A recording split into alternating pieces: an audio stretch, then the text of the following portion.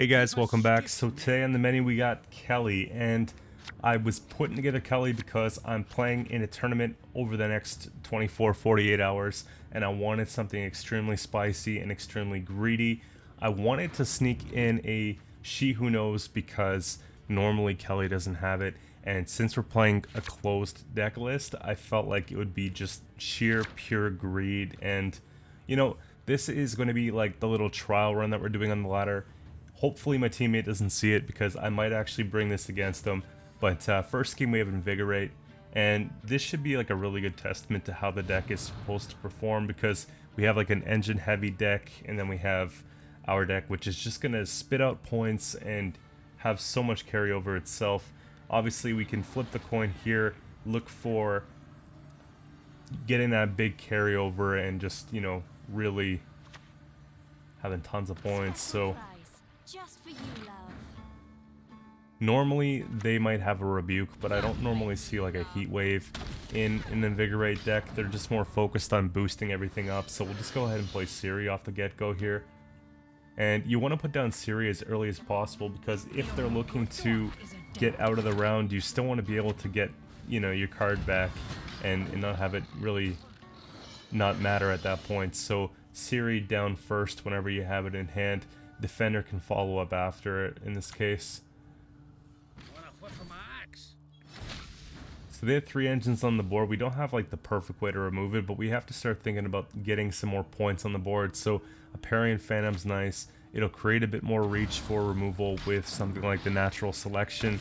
And then we can start looking at maybe piling down those, you know, other engines that we have, provided that we still have dominance here. So we'll get the boost on, you know, from the hounds, 1 each per turn.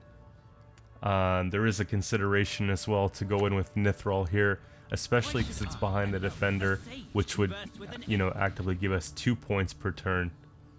But again, it's one of those things.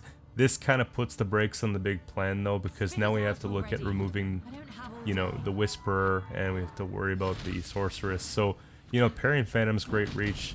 The bomb here's a really good trade. And what's nice about it here is that even though the engine's turned off, Ciri does give us back our card here. So you see we're still up a card. We're still in a position where we're winning uneven.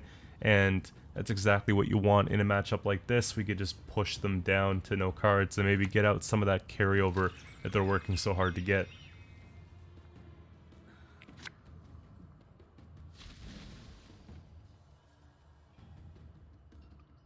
So I got a request for double Madoc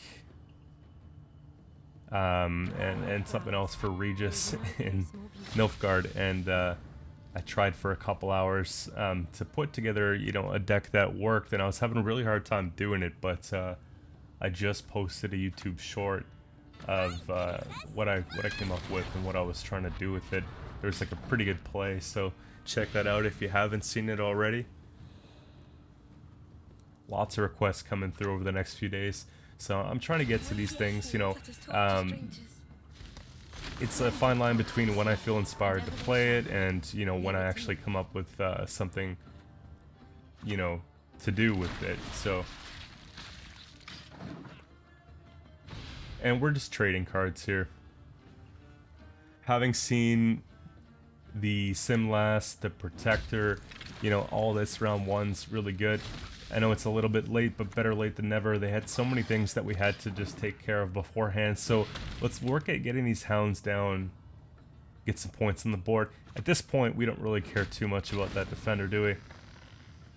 And because it's still within reach, we can just go and put down the second hound.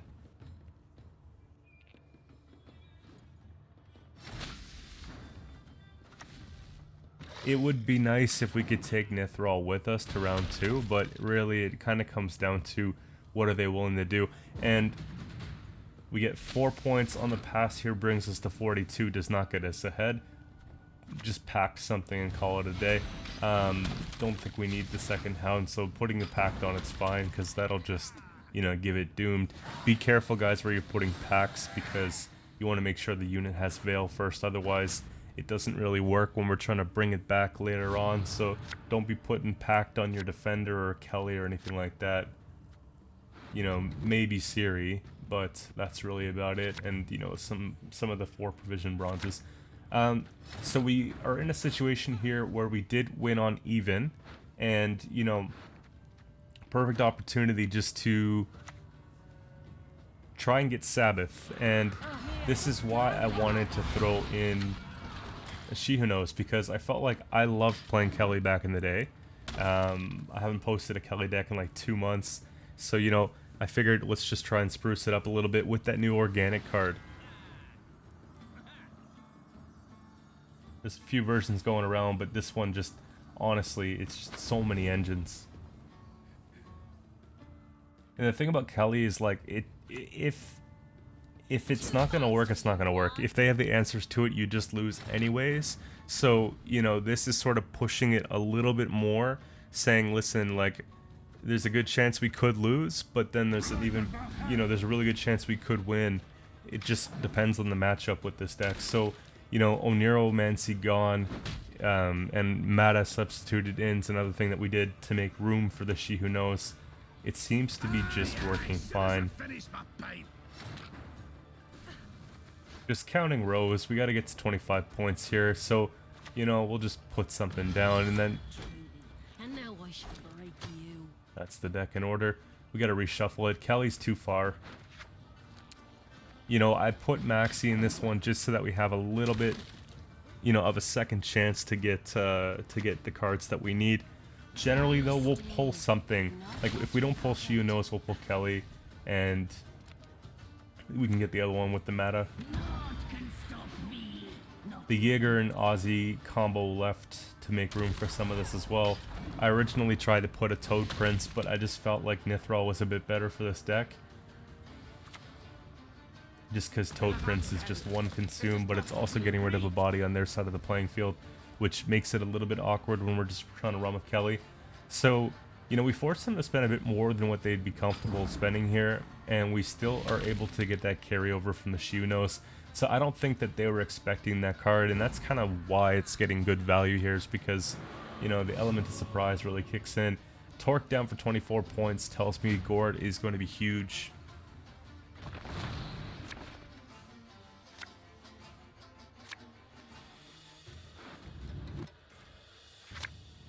And Fish for a Heat Wave, at this point, I feel pretty confident. You know, we don't want to get too greedy here. We want to have at least 2 units, because what happens if they Heat Wave the She Who Knows? You know? We need a backup unit, so the Beast is kind of... it's going to serve as that, basically. Separate the rows, because I don't know what we're playing into right here. You know, I just don't need to put them beside each other. Now is the time of the sword and axe. And we're not trying to play into Tall Punish, so we'll take the offensive Parasite here. And Perfect Wrath, it doesn't get much better than this. That would be like almost a win condition for them. Take the quick Wrath, and then whatever the last card is, we have an answer to it. We know, I think it was Skag came out in round 2, wasn't it? 40-point Gord. I don't even know if I've seen that before. There's one for you guys. Take the big Heat Wave on it. That was pretty good. Again, the element of surprise, the carryover from the She Who Knows makes a lot of sense. Patricidal Fury coming up for game number 2. And then we have one last game for today. Again, bit of a shorter day, but tomorrow I'll have more idea of when I'm playing the tournament games. I thought it was supposed to be today, but it was pushed back. So, you know, I'll make sure I get, you know, the full 4 regular games in there. But we have one little mirror match coming up, or what came of it shortly after this game here. So when I see PF decks, I'm often thinking Witchers, I'm often thinking Arnagod.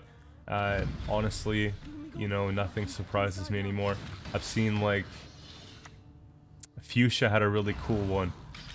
He was doing, like, with this leader, I'm pretty sure, in Redea, with it iced, I think. Something of that sort, yeah. So, you know, there's lots of variants that this could be. We know it's just going to be control, probably, though. It's looking more Witchers than Warriors, though. And I'm just saying, you know what? We'll just put down the Kelly, see what happens. It's going to be probably the most effective way for us to actually take the round on, even if that's the plan. You know, big surprise for them. There's a chance that maybe they don't have the heat wave or whatever you might see in a deck like this. And if they heat wave the Kelly, then it's one of those things where the She Who Knows will live, and that's just going to help us abuse the coin a bit more too.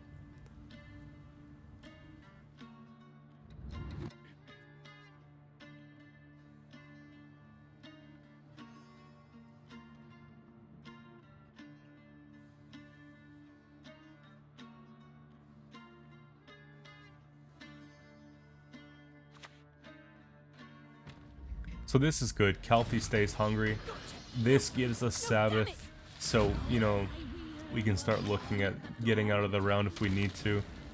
It really is unfortunate that we don't have Defender in this round, because we put out some pretty good commitments, and, you know, knowing Skellige, they should have a way to take them down, but it's one of those things where it's like I said, the deck works or it doesn't work. It's not, I wouldn't say it's meta or anything like that, it's just, you know, it's the element of surprise. You catch a matchup that isn't favorable against you, you know, you have a good chance. So they just pass on 7, and you know, if we pass here, we still get ahead. They said enough of that. They must have had a hand that needed some reworking, so fortunate enough here to catch them. We get the carryover, and then we can focus on doing it again, which is the fun part.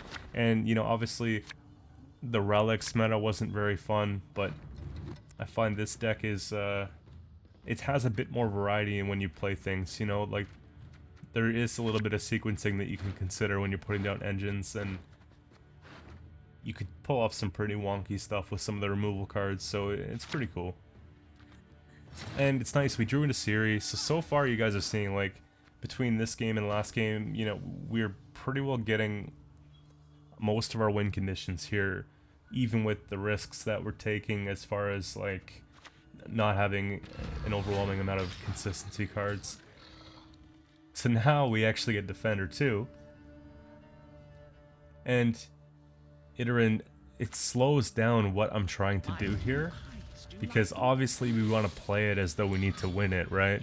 Like, I want to go for 2-0, but again, we also want to be prepared for not going for a 2-0 and just getting out of the round if necessary. So I'm looking at, okay, are they going to take the Yarnyolf and, like, heal it and boost it by the amount it was healed? Like, I've seen that done before, you know? So I'm just going to remove that from the start just to deny a lot of points.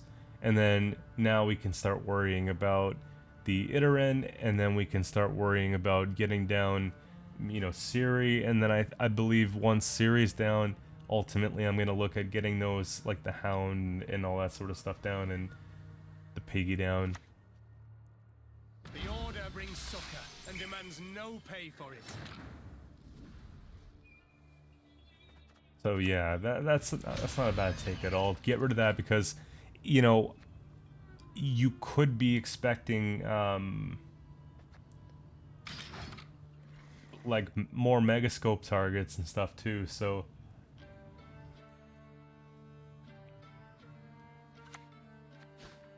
We'll run upon the crest of the waves, neath your wings outstretched. and it's one of those things here, I'm deciding, like, the commitments that we're getting are good ones. You know, let's put down some points and make sure Sabbath remains a thing. No doubt. You can even give it a boost there. And let's just see a couple more commitments, you know, and then we can start looking at getting Ciri down here quickly.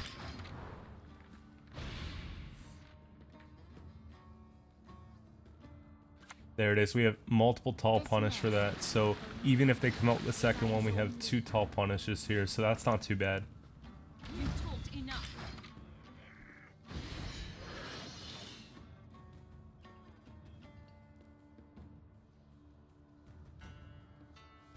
And, like, the core strategy here is just obviously maintaining that card advantage, because without it, the deck itself isn't super strong, right? We're basically just depending on the fact that we have the ability to squeeze out important cards from them on a bleed, opposed to actually playing a bunch of, you know, crazy combos. You know, most of the stuff we have is just like engines that are boosting by a couple points, or, you know, cards to help acquire card advantage, really. I'm starting to think that maybe they're going to real hand here, so we boost up the Siri and we can look at taking that while we can make it a more effective removal with the Wrath.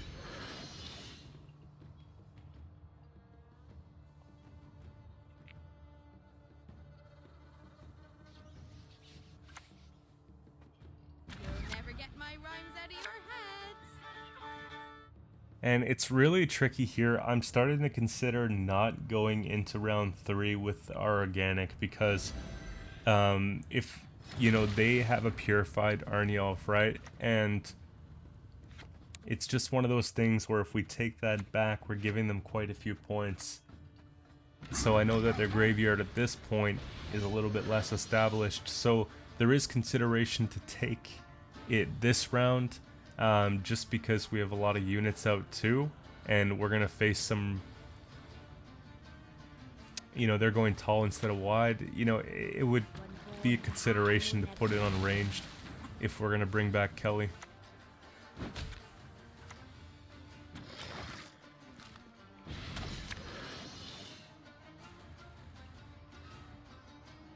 And Mata comes out just in time. That's actually not bad because it'll help us kind of make sure we have the strongest hand we possibly can going into round 3.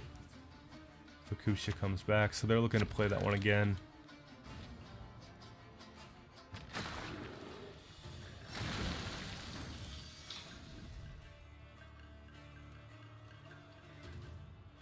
And every turn just looking at the, you know, the chance of passing, I don't see why not.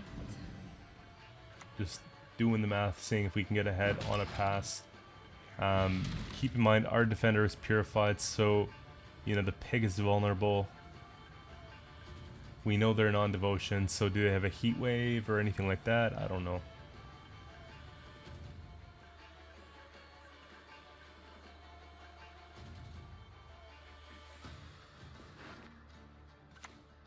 What do you need?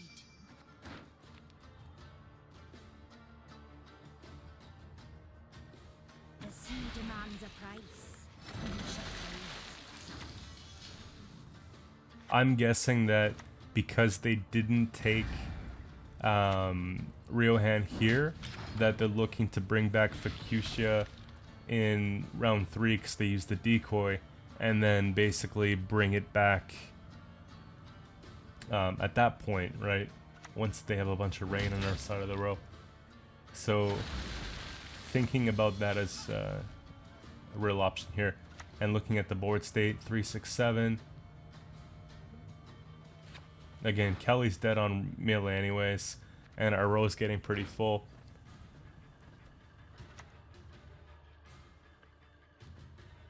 And you know, taking back their real hand now is not bad. Let's go ahead and use that.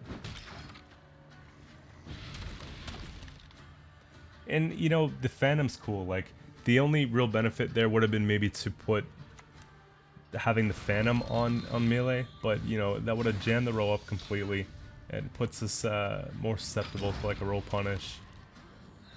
You know, we didn't use the damage, but again, I wasn't really looking to play it all the way down to 0 anyways. Having Shiono's carryover is awesome. And I'm looking for a backup unit, so when we see something like the Maxi, I'm actually pretty happy with that. And it comes down to just quality of cards over quantity of cards at this, or quantity over quality in this case, right? Like, we don't have great cards, but there's definitely more on our side than theirs. Double last say situation. I don't want to play R6 just yet off the Maxi. I just want to wait.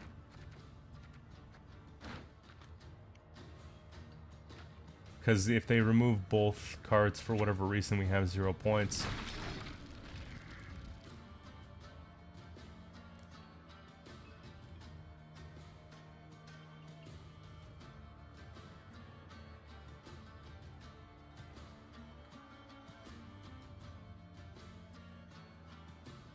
What's going to be here? That's not really bad. I mean, at this point, you could take like the Swallow, because even if, for example, this gets heat waved, we still win off the power of the Maxi. So I'm feeling pretty comfortable with that. Even if they have like a Geralt, it's fine. That's pretty big. So we take a heat wave here. I'm guessing that they missed the Fuchsia that they put back in their deck, but that'll take it for game 2. Pretty clean. Heat wave saves the day. Moving on to game number 3, we got against Carapace. And I was actually surprised when I saw this. I was thinking that I was probably the only one queuing up with Kelly this morning, but we had a mirror match. And mirror matches are always interesting because, you know, the decks aren't going to be identical most often. And, you know, it's all about sequencing at that point. Now, I kind of like the position that we're in, but at the same time, it gets really tricky if we have to get around a defender, because we don't want to heat wave the defender.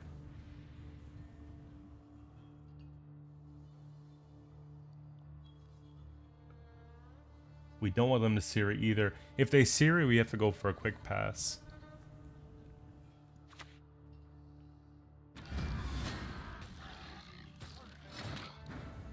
Decided to take a new approach because I don't want them to bring back their defender. Okay, so I actually jammed a pact on it. So this is me basically conceding to the round. I wanted to test this strat to see if it was good, because I think that, you know, conceding to the round and then being able to sort of tamper with what's behind the defender on like a bleed, for example, should just be fine.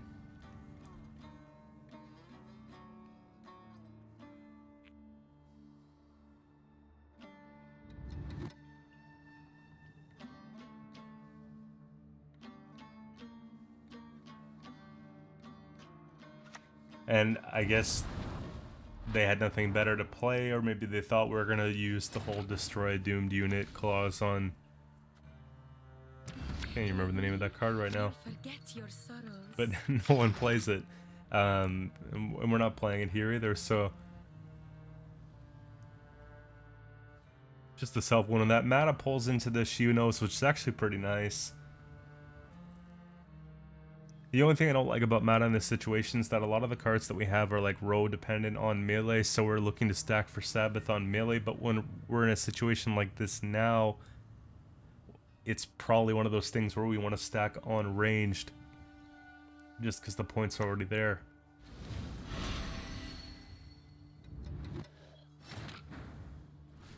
It becomes an even more tempting heat wave, especially because I helped jack it up, but that's not the point. We just want to get down our engines here and then look for putting maybe a defender and the Shihunos down. Because if they would have had Siri, I would have seen it by now. That's what I'm thinking. And they reverse strats, so, you know, if you guys were thinking maybe it wasn't the line where, you know, I go ahead and give their card Doom and boost it, well, they did it right back, so we get the points back here. And you know, it actually is funny because the beast still works just fine.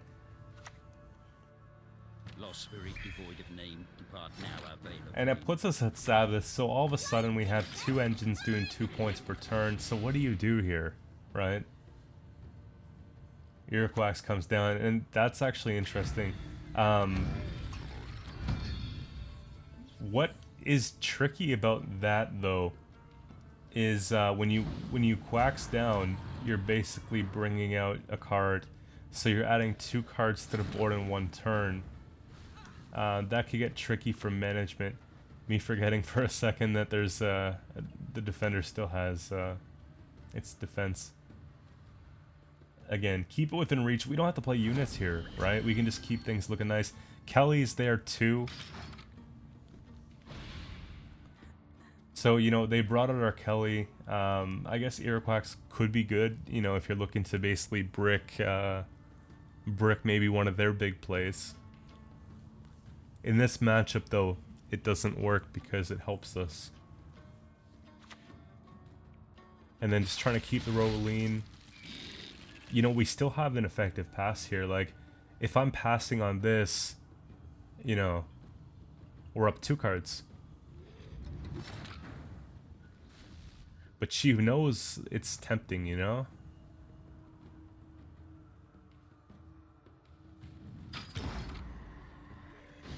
Play Shiu-No's, he'd have to sacrifice the mana.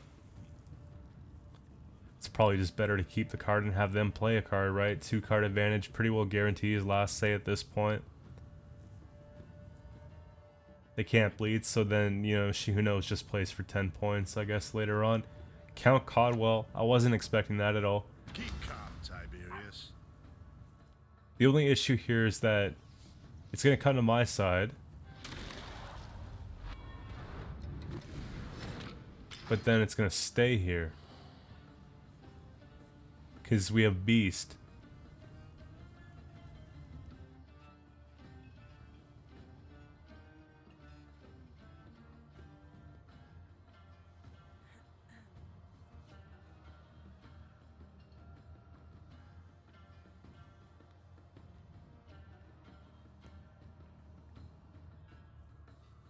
Not sure what to think about it, but if you guys haven't played Kelly before, definitely give it a try. It's a lot of fun to play. It's a kind of deck that keeps you feeling tense the entire time.